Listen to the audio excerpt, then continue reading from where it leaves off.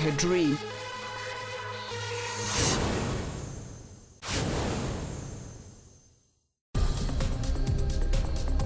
She exploded on the burlesque scene in New York with Lady Starlight, who became her style inspiration, really. It was during those years when the Gaga look was developed, and that's why when Gaga exploded, she actually had something that was quite unique, because she'd taken it from the burlesque scene in New York, which was obviously very much a scene which pushed boundaries.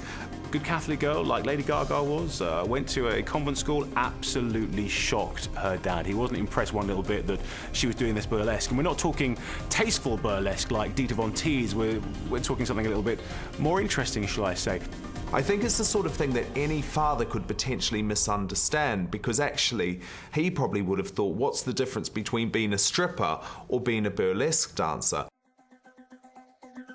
Despite the chaos surrounding her at the time, Gaga was still desperate to make the big time, and Fusari continued working behind the scenes for her. With his help, she managed to land a deal with Interscope Records, and while there, started writing songs for artists like the Pussycat Dolls, Britney Spears, and New Kids on the Block.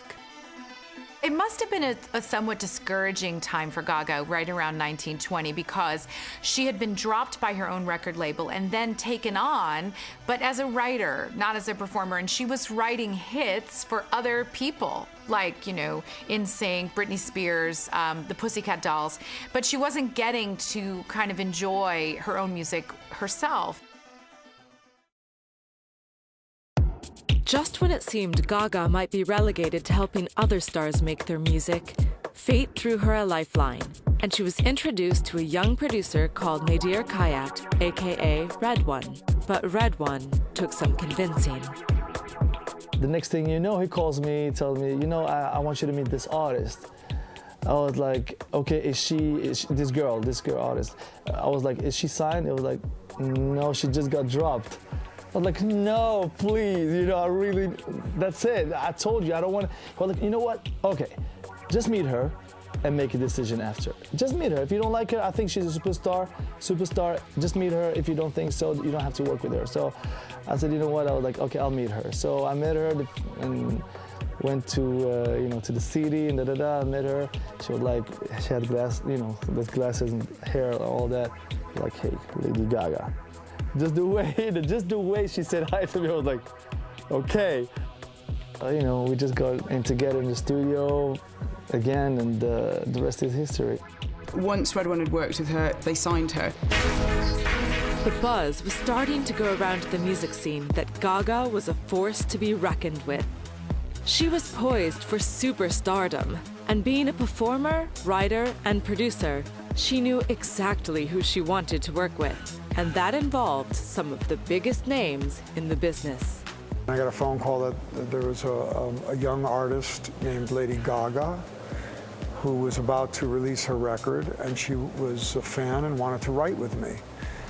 And at that time, no one had heard of her. I said, please send me some of her music, and I could tell they were really excited about this possible collaboration. And got back to my hotel room, listened to the MP3s, and the first one was Just Dance, the second one was Poker Face, and I thought she was amazing, and I also knew that she wrote and was involved in production on her songs. So I said, I'd love to write with her. When? And they said, tonight. And I was on vacation at the time. So I said, well, can we do it maybe in a week? And they said, no. She's going to Germany, she's going to Australia, she's going here, she's flying there. And I said, so you're saying it's tonight or not at all? Yes. And so I drove to Los Angeles that night and met her, and she was just a star. You know, she was like walking into a room with someone who looked like they could walk on stage at that moment. Lady Gaga and Michael Bolton later went on to collaborate on his album One World, One Love, creating the hit single Murder My Heart.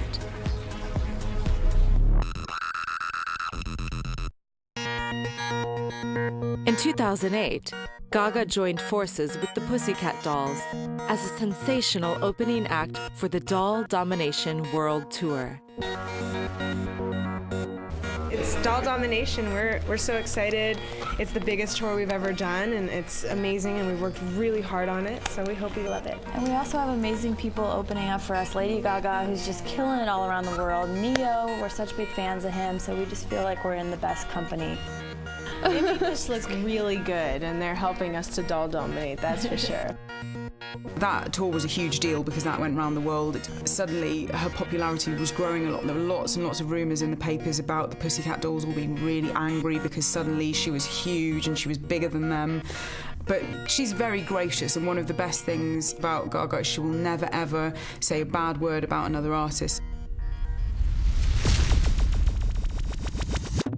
That same year, Lady Gaga relocated to Los Angeles to finalize her debut album, The Fame.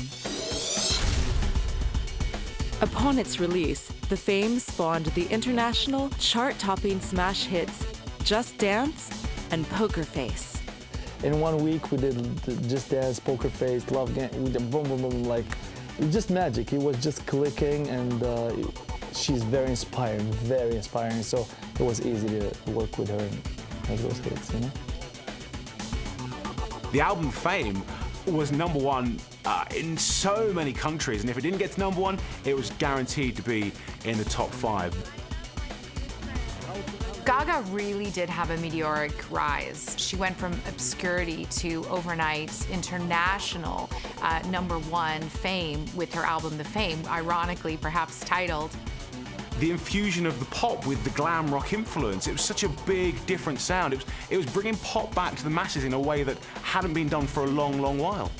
But it really did put her on the map, and she ended up winning Grammys. She won Best Album of the Year, and she became really an overnight household name. It was a phenomenal album. Everybody knew who Lady Gaga was. The music was amazing on there, and so many brilliant singles came off that album, Just Dance.